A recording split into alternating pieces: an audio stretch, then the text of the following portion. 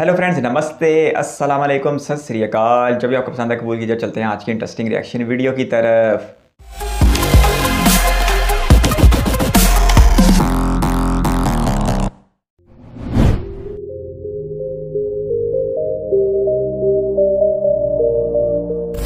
तो सबसे पहले बात करते हैं कराची के बारे में। तो कराची अपनी जीडीपी और आबादी के लिहाज से पूरे पाकिस्तान देश का सबसे बड़ा और अमीर शहर है।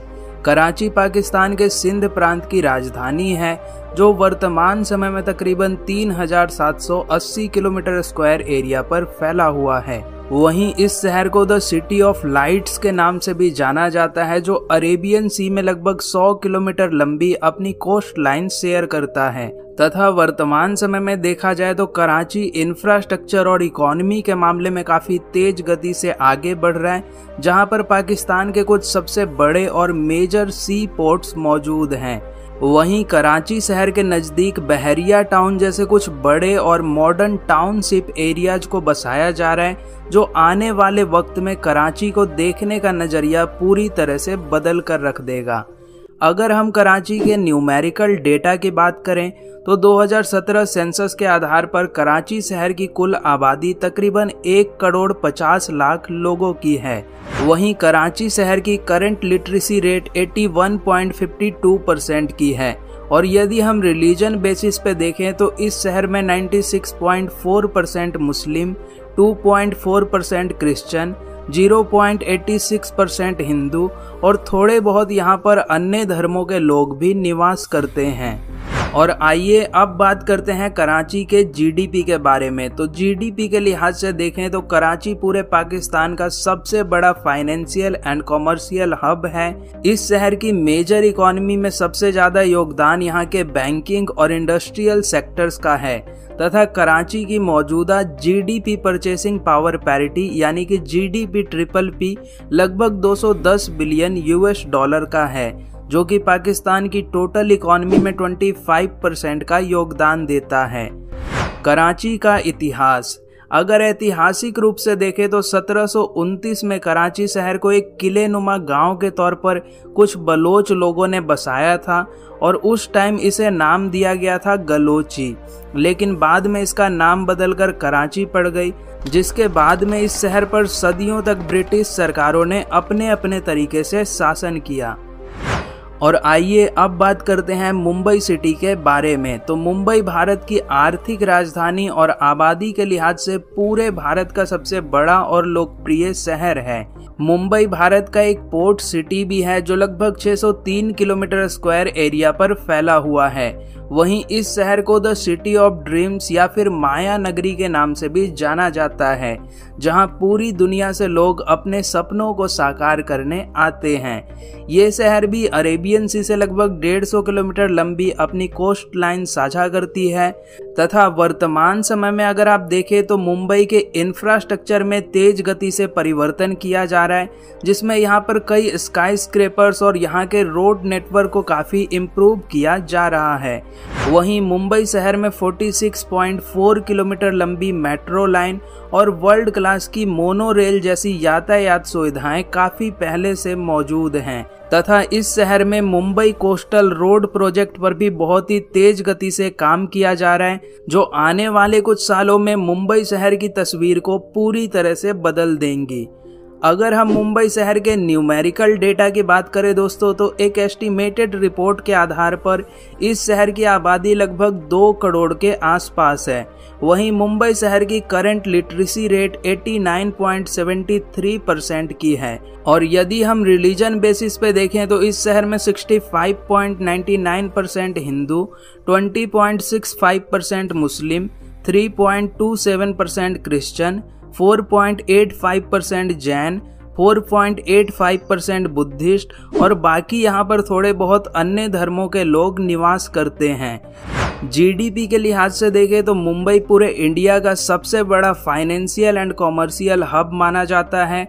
इस शहर की मेजर इकोनॉमी में सबसे ज़्यादा योगदान यहाँ के फिल्म इंडस्ट्री, बैंकिंग, आईटी और इंडस्ट्रियल सेक्टर्स का है।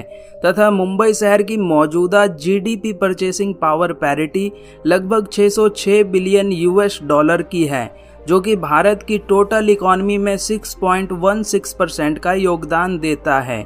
वहीं दोस्तों आपको जानकर काफ़ी हैरानी होगी कि मुंबई की estimated nominal GDP 277 billion US dollar का है, जो कि पूरे पाकिस्तान की जीडीपी का 75% है। मुंबई का इतिहास, अगर ऐतिहासिक रूप से देखें तो लगभग 13वीं शताब्दी के अंत में राजा भीमदेव ने इस शहर की स्थापना की थी। फिर 1661 में यह पूरा शहर ब्रिटिश के शाही परिवार के अधीन हो गया तथा इस शहर की एक इंटरेस्टिंग बात यह भी है कि पहले यह पूरा शहर 7 आइलैंड्स में बटा हुआ था। फिर इन्हीं 7 आइलैंड्स को 1826 में जोड़कर आज के इस नए मुंबई शहर का निर्माण हुआ।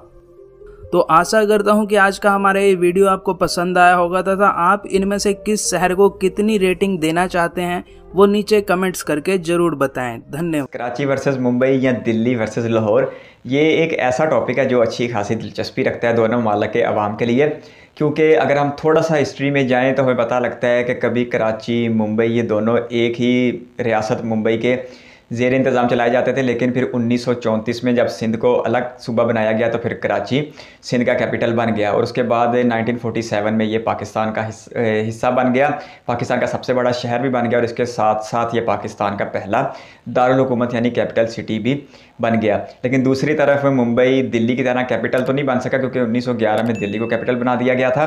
खैर, अगर अब इस कंपैरिजन की बात की जाए तो मुंबई बहुत सी चीज़ों में हमें कराची से अच्छा खासा आगे दिखाई देता है और उसमें सबसे सरे फहरिस्त है मुंबई की जीडीपी, जो इस वक्त तकरीबन पूरे पाकिस्तान की जीडीपी के आसपास हो चुकी है। इसी वजह से मुंबई को भारत का फाइनेंशियल कैपिटल भी कहा जाता है और भारत का फाइनेंशियल कैपिटल होने का मतलब है दुनिया की 5वीं बड़ी मईशत का फाइनेंशियल कैपिटल होना, जो तकरीबन इस वक्त 3.5 ट्रिलियन डॉलर की मईशत हो चुकी है भारत की। तो इसके साथ साथ मुंबई भारत की कुल मईशत का तकरीबन 6.16% बताया जा रहा था। लेकिन दूसरी तरफ कराची में सीन बहुत ज़्यादा मुख्तलिफ है और कराची में अगर पाकिस्तान में से आप कराची को निकाल देते तो पाकिस्तान की फाइनेंशियल हैसियत बहुत ज़्यादा कम हो जाएगी। पाकिस्तान का 3/4 यानी तकरीबन 75% टैक्स तो सिर्फ एक कराची में ही पैदा होता है, जिसकी वजह से कराची को पाकिस्तान का फाइनेंशियल कैपिटल कहा जाता है। यहाँ पर कारोबार के बहुत ज़्यादा मौके हैं, यहाँ पर इंडस्ट्री बहुत बड़ी तादाद में पाई जाती है, लेकिन उसके बावजूद कराची के हिस्से में वो तरक्की नहीं आ सकी जो हमें लाहौर, इस्लामाबाद या दूसरे शहरों में देखने को मिलती है। और ये बड़ी अफसोस की बात है। अगर मुंबई ने कमा के दिया भारत को तो भारत की सरकार ने, चाहे वो केंद्र सरकार थी चाहे वो स्टेट गवर्नमेंट थी, दोनों हुकूमतों ने मुंबई को अच्छा खासा सपोर्ट किया, मुंबई के इंफ्रास्ट्रक्चर को अच्छा खासा सपोर्ट किया, जिसकी वजह से मुंबई ने आउटपुट भी बेहतर दिया। लेकिन दूसरी तरफ कराची में हमें ये चीज़ नहीं मिलती। कराची में सरकार ने सिर्फ कराची से निकाला है, कराची को लुटाया कुछ नहीं है, जिसकी वजह से कराची आज मुंबई में इंफ्रास्ट्रक्चर के हवाले से, तलीम के हवाले से, सहूलियात के हवाले से मुंबई से बहुत ज़्यादा पीछे दिखाई देता है। कराची में पाकिस्तान की फेडरल गवर्नमेंट ने भी कोई मेगा इंफ्रास्ट्रक्चर नहीं किए, जबकि दूसरी तरफ 2008 से ऑनवर्ड वहाँ पर बरसर इक़्तिदार पाकिस्तान पीपल्स पार्टी की सूबाई हुकूमत ने भी कोई बड़े कारनामे सार अंजाम नहीं दिए। तो आज फ़र्क अच्छा खासा बढ़ चुका है, सिर्फ इकानमी की वजह से ही नहीं, इंफ्रास्ट्रक्चर की वजह से भी बताया जा रहा था। मुंबई में हमें लोकल कोई आज से तकरीबन कमोबेश 150 साल पुरानी देखने को मिलती है, जबकि कराची में आज तक ऐसा कोई, कभी लोकल ट्रेन चलती थी लेकिन आज वो बिल्कुल बंद पड़ी है। मेट्रो कराची में भी बिल्कुल भी देखने को नहीं मिलती। हाँ, बसेस की सूरत में कुछ एक रूट्स पर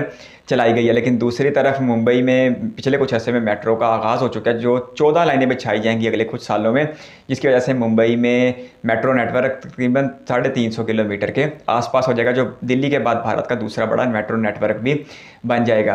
लेकिन कराची में अभी तक ऐसे कोई आसार नज़र नहीं आ रहा कि कराची में इंफ्रास्ट्रक्चर को लेकर कोई बहुत बड़े प्रोजेक्ट होने जा रहे हों। उसके साथ साथ पीने का साफ़ पानी शायद मुंबई में मसला होगा, लेकिन कराची में वो एक बड़ा ही सीरियस मसला है। लेकिन ऐसी बात भी नहीं है कि कराची में सारी बातें मसाइल की हैं, बल्कि कराची की अच्छी बात यह है कि कराची का मौसम बहुत ज़्यादा शानदार रहता है और शाम के वक्त जो समुद्री हवाएं चलती हैं वो शहर के मौसम को बहुत ज़्यादा खुशगवार बना देती हैं।